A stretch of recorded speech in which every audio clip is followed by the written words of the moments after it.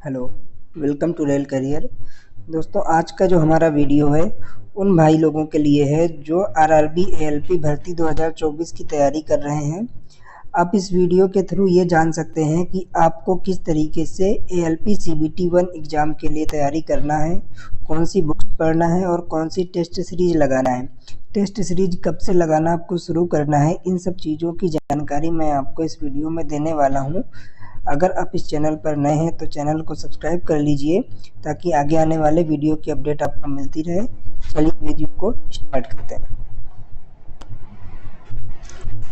देखिए, सबसे पहले मैं आपको बताता हूँ कि जो एएलपी सीबीटी 1 एग्ज़ाम का सिलेबस क्या है। आप लोगों को मोस्टली सबको पता होगा, एग्ज़ाम की तैयारी करने से पहले आप सभी लोगों को सिलेबस पता होना ज़रूरी है।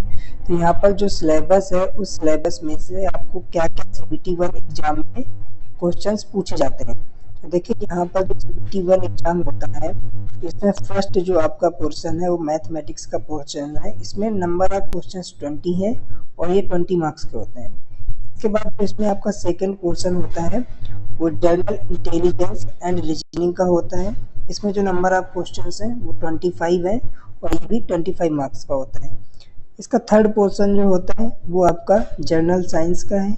इसमें 20 क्वेश्चंस होते हैं और ये 20 मार्क्स के होते हैं। फोर्थ पोर्शन जो आता है वो इसका general awareness and current affairs, जो कि आपका 10 क्वेश्चंस और 10 मार्क्स का होता है। इस तरीके से टोटल जो नंबर ऑफ क्वेश्चंस होते हैं वो आपके टोटल नंबर ऑफ क्वेश्चन 75 और ये आपका 75 मार्क्स का सीबीटी 1 एग्ज़ाम होता है।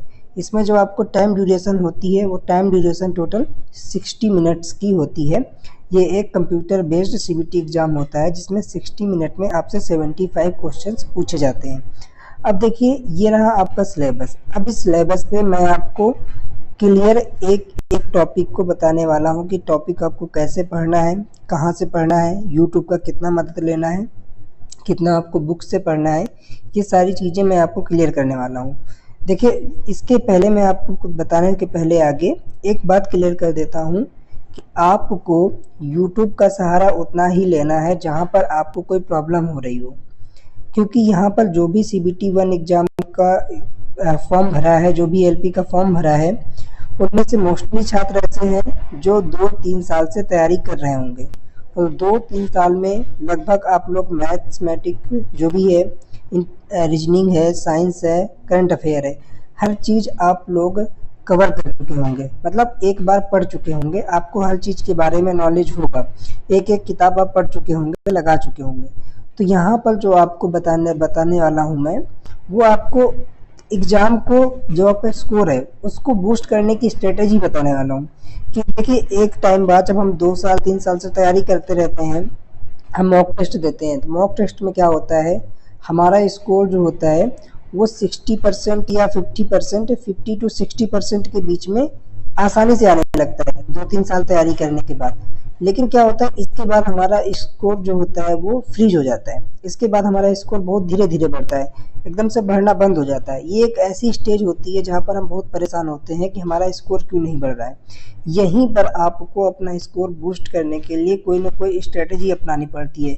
तो इसकी जो बेस्ट स्ट्रेटजी होती है वो सबसे ज़्यादा होती है यहाँ पर आपको प्रीवियस ईयर, आप जितना ज़्यादा से ज़्यादा लगा सकें, आपको प्रीवियस ईयर कवर करना है। प्रीवियस ईयर के साथ साथ आपको टेस्ट सीरीज पे सबसे ज़्यादा फोकस करना होता है। ये आपको तब करना है जब आप 2 या 3 साल की तैयारी कर रहे हो, अपने सारा सिलेबस जो भी है आपका सारा कुछ कवर कर लिया हो, उसके बाद आपको ये सारी चीज़ें करनी है। तो जब आप ये सारी चीज़ें करते हैं तो आपका स्कोर अचानक से एकदम से बूस्ट होना शुरू हो जाता है। फिर आप 70% 80% तक स्कोर करने लग जाते हैं। तो देखिए, यहाँ पर मैं मैथमेटिक्स और की बात करूँ तो देखिए, आप लोग मैथमेटिक्स लगभग सभी स्टूडेंट कहीं ना कहीं से पढ़ चुका होगा। कोई लोग यूट्यूब से पढ़ा होगा, कोई आप ऑफलाइन बैच से पढ़ा होगा। तो आप जितना भी है, जो भी है, जहाँ से भी पढ़े हैं, आपने एक बार अगर सारा सिलेबस कंप्लीट कर लिया है तो अब आपको करना क्या है। अगर आपने किसी बुक से क्वेश्चंस की प्रैक्टिस की है तो आपको उसी बुक को बार बार रिवाइज करना है। कोई भी बुक है, आप किसी भी यूट्यूब में आज के टाइम पे बहुत अच्छे अच्छे टीचर हैं, आप कहीं से भी मैथमेटिक्स को कवर कर सकते हैं। और देखिए, यहाँ पर कुछ कन्फ्यूजन रहता है बच्चों को कि जो एसएससी का मैथमेटिक्स है और जो रेलवे का मैथमेटिक्स है, दोनों में काफ़ी डिफरेंस है। जो कि जो एसएससी है वो एडवांस पोर्शन को काफ़ी टफ लेवल से उसको प्रेजेंट करता है स्टूडेंट्स के लिए, तो उसको काफ़ी टफ लेवल से पूछता है। लेकिन हमारा रेलवे क्या है, एडवांस पे उतना फोकस नहीं करता है, ये मोस्टली अर्थमेटिक में ही सबसे ज़्यादा फोकस करता है।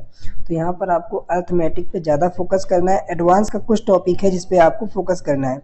अभी जो एसएससी के लिए तैयारी करते हैं वो अर्थमेटिक एडवांस को बहुत टफ लेवल में पढ़ते हैं। आपको उतना पढ़ के टाइम वेस्ट नहीं करना है, एक लेवल पे ही पढ़ना है जिससे आपका काम चल जाए। तो आप जिस भी टीचर से पढ़े हैं, नोट्स बनाए हैं, आप उसी को बार बार प्रैक्टिस कीजिए। मैथ में सबसे बड़ी चीज़ होती है प्रैक्टिस। आपको क्या करना है, ज़्यादा से ज़्यादा प्रैक्टिस करना है और आपको टेस्ट सीरीज लगाना है। ज़्यादा से ज़्यादा आपको प्रैक्टिस करना है, ठीक है। उसके बाद टेस्ट सीरीज लगाना है। तो आपको टेस्ट सीरीज मैं लास्ट में बताऊंगा, टेस्ट सीरीज इन चीज़ों की प्रैक्टिस करना है।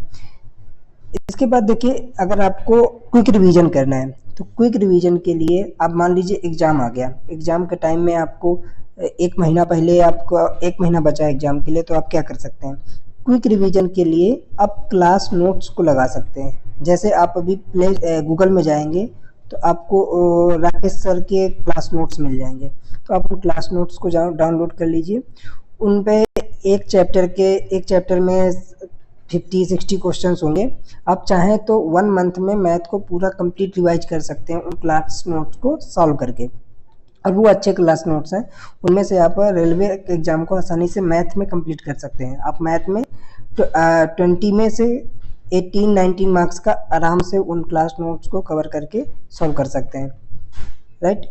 इसके आगे देखिए, एडवांस पोर्शन मैंने यहाँ पर क्या किया है, एक प्रैक्टिस सेट एट रैंडम उठाया है। उस प्रैक्टिस सेट को देखा है कि उसमें क्या क्या मैथ में पूछा गया है। उसके लिए मैंने एक टेबल यहाँ पर रेडी किया है। तो देखिए, यहाँ पर जो नंबर सिस्टम है, नंबर सिस्टम से टोटल नंबर ऑफ 6 क्वेश्चन पूछे गए हैं। इसका परसेंटेज से 2, एलसीएम एचसीएफ से 1 क्वेश्चन, एज से भी 1 question, pipe and profit and loss से 1 क्वेश्चन है, रेशियो से 1 क्वेश्चन, एवरेज से 1 क्वेश्चन, वर्क एंड टाइम से 1 क्वेश्चन, और पाइप और टंकी से 1 क्वेश्चन, स्पीड से 1 क्वेश्चन, ग्राफ से यहाँ पर 2 क्वेश्चन।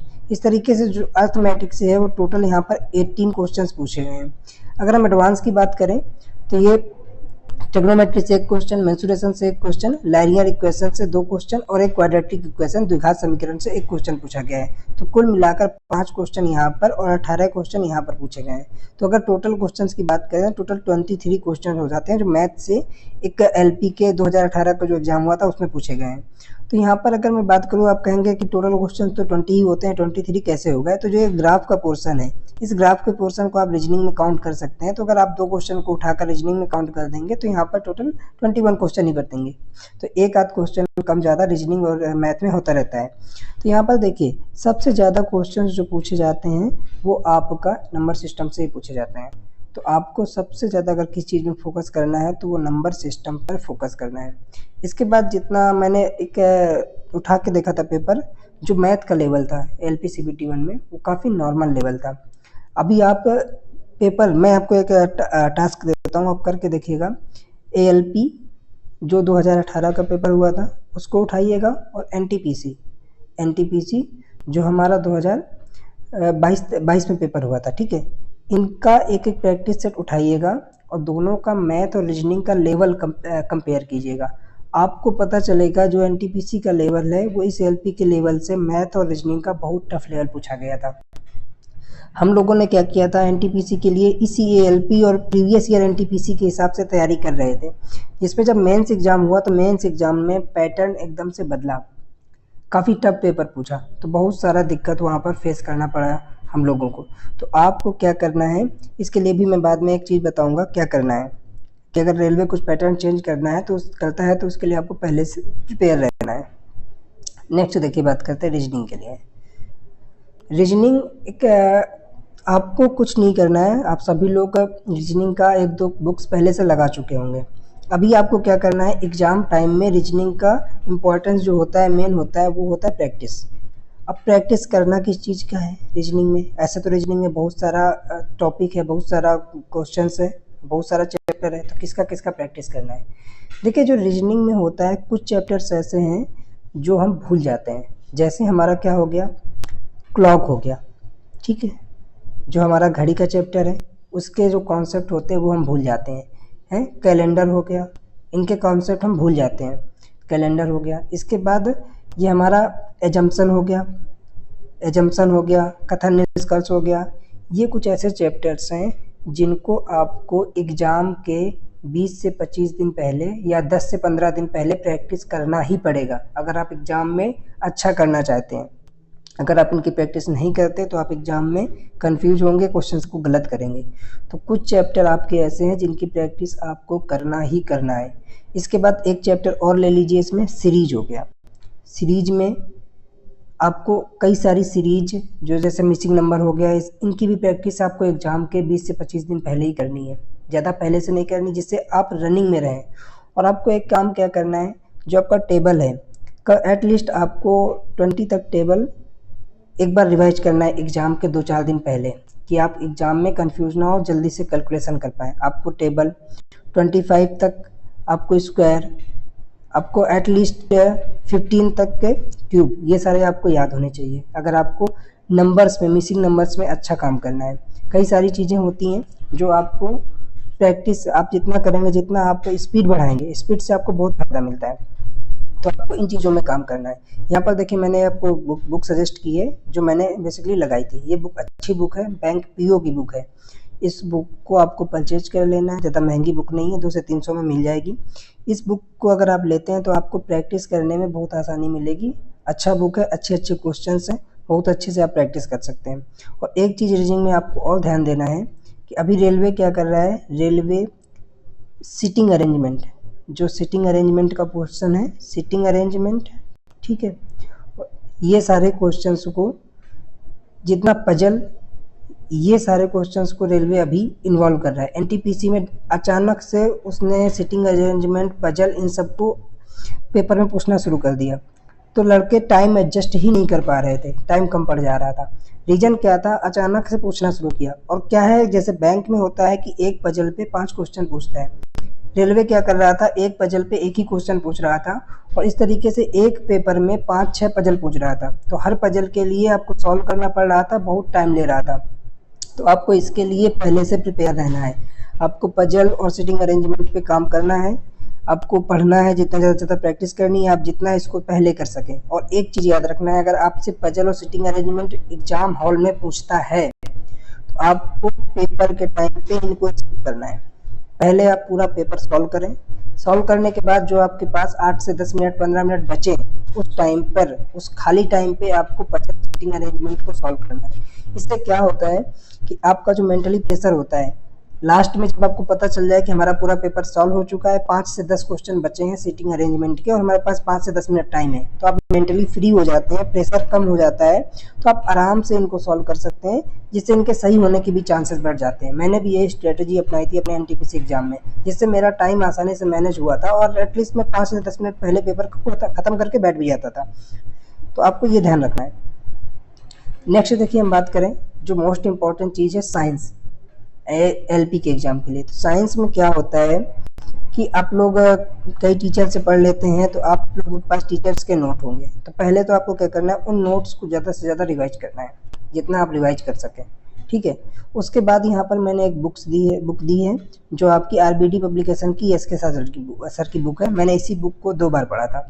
तो आपको क्या करना है, इस बुक को, इसमें एमसीक्यू भी हैं, वन लाइनर भी हैं और न्यूमेरिकल वगैरह भी हैं, सारा कुछ है।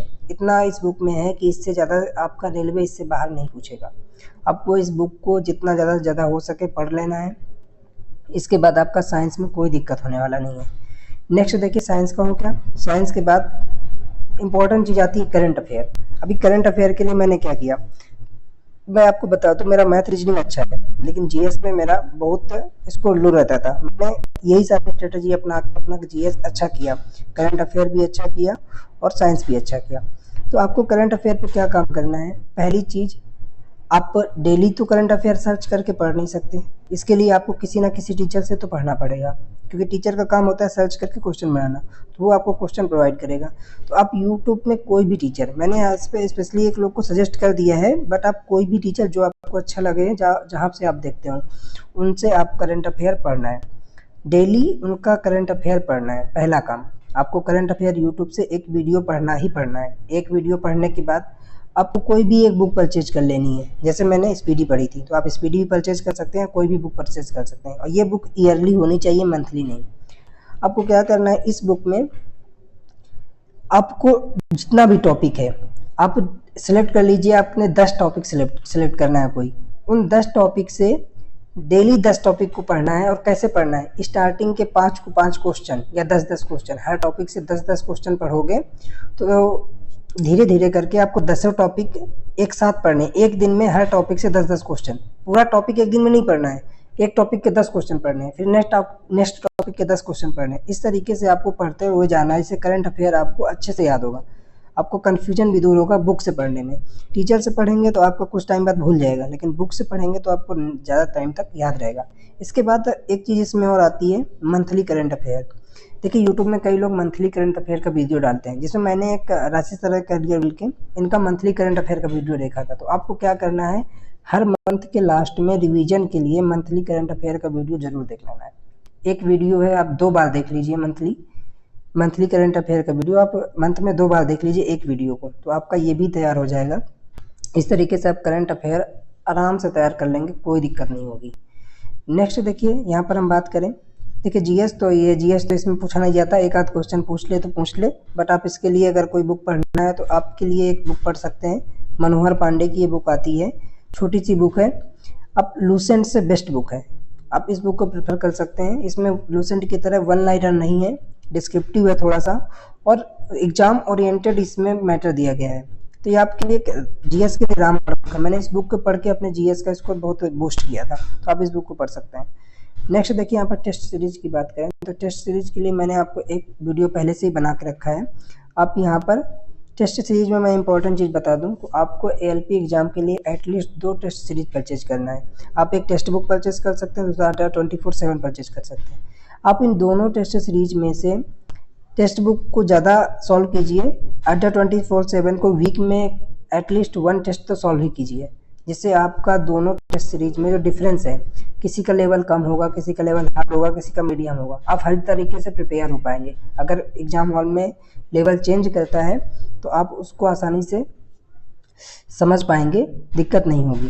तो इस तरीके से आप अपना स्कोर बूस्ट कर सकते हैं एएलपी एग्जाम के लिए। तो आज की वीडियो में यहीं तक रखते हैं। अगर आप चैनल पर नए हैं तो सब्सक्राइब कर लीजिए। मिलते हैं नेक्स्ट वीडियो में। Okay, thank you.